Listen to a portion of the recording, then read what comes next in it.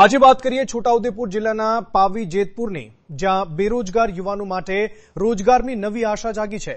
જિલ્લા રોજગાર કચેરી અને પાવી જેતપુર આઈટીઆઈના સંયુક્ત ઉપક્રમે યોજાયેલા ભરતી મેળામાં મોટી સંખ્યામાં યુવાનોએ ભાગ લીધો, જેમાં 53 ઉમેદવારોની પ્રાથમિક પસંદગી કરવામાં આવી છે।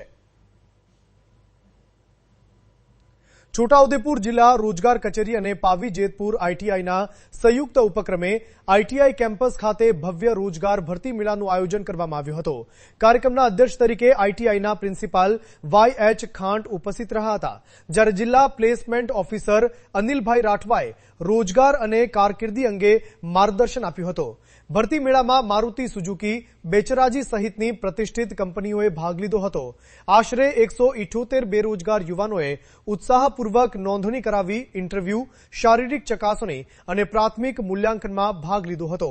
વિવિધ તબક્કાની પ્રક્રિયા પૂર્ણ થયા બાદ 53 ઉમેદવારોની પ્રાથમિક પસંદગી કરવામાં આવી હતી।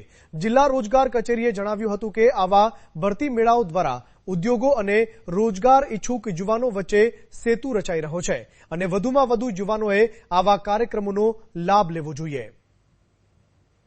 રોજગારની શોધમાં રહેલા યુવાનો માટે આવા ભરતી મેળા આશાનું કિરણ બની રહ્યા છે। સરકાર અને રોજગાર કચેરી દ્વારા આયોજિત આવા કાર્યક્રમો યુવાનોને સ્વાવલંબન તરફ આગળ વધવામાં મહત્વની ભૂમિકા ભજવી રહ્યા છે। સંપાદન નટવરભાઈ પરમાર, પ્રકોપ ન્યૂઝ, છોટાઉદેપુર।